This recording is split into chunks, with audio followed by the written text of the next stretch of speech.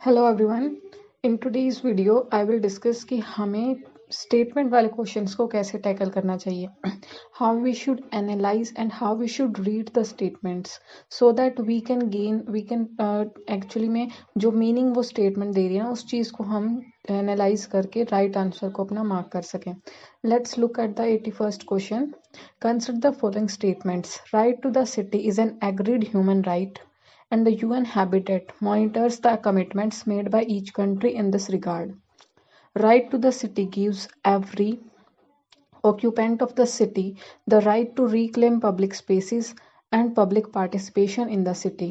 Third statement is saying right to city means that the state cannot deny any public service or facility to the unauthorized colonies in the city. Now, अब हमारे पास जो tricks हमने पढ़ी हैं उसके according यहाँ पे every word है, राइट।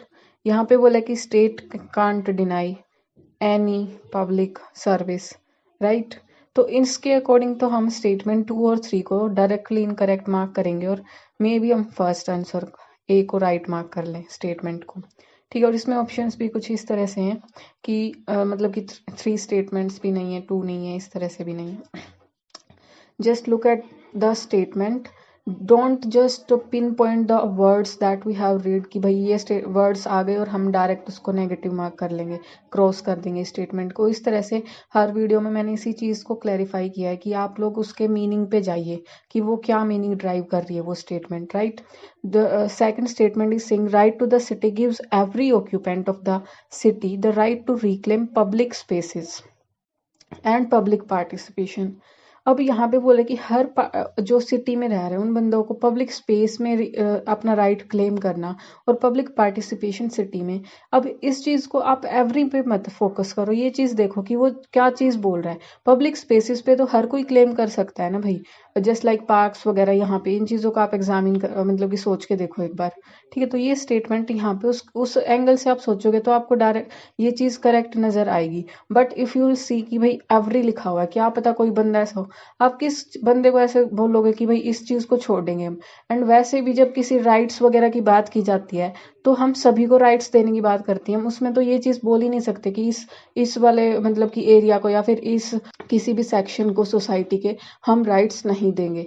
तो ये चीज़ नेगेटिव हो जाएगी, ये चीज़ गलत बनेगी स्टेटमेंट में, ठीक है। वर्ड्स पे ध्यान मत दो, उसको हटा के उसका उल्टा बनाने की कोशिश करो, क्या वो चीज़ वैसे राइट बनेगी, ठीक है। तो स्टेटमेंट 2 इस तरह से हमारी करेक्ट बन जाएगी। फिर बोले कि state can not deny any public service. इसमें भी वही है, स्टेट क्यों ही डिनाई करेगी भाई पब्लिक सर्विस और ऐसी जो पब्लिक फैसिलिटीज है उनको देने से स्टेट क्यों डिनाई करेगी। डायरेक्टली तो आके कोई भी ऐसे नहीं बोलेगा कि हाँ भाई हम इस सेक्शन को ये फैसिलिटीज पब्लिक फैसिलिटीज नहीं प्रोवाइड करेंगे, ठीक है। तो ये वाली स्टेटमेंट भी हमारी करेक्ट बनेगी, right. And the first one देखो, जब हमने पढ़ा था कि भाई जब वो चीज़ मिलती है हमें, कोई बॉडी वगैरह इस तरह से गिवन होती है तो वो स्टेटमेंट के रॉन्ग बनने के चांसेस होते हैं, ठीक है। तो यहाँ पे यूएन हैबिटेट की बात कर रही है कि वो मॉनिटर करता है, राइट। तो इस एंगल पे हम इस चीज़ को इनकरेक्ट मार्क कर सकते हैं इस बेसिस पे, ओके। तो अगर हमारे को ऑप्शंस नहीं चेक करने तो भी हम स्टेटमेंट को इस तरह से एनालाइज करेंगे।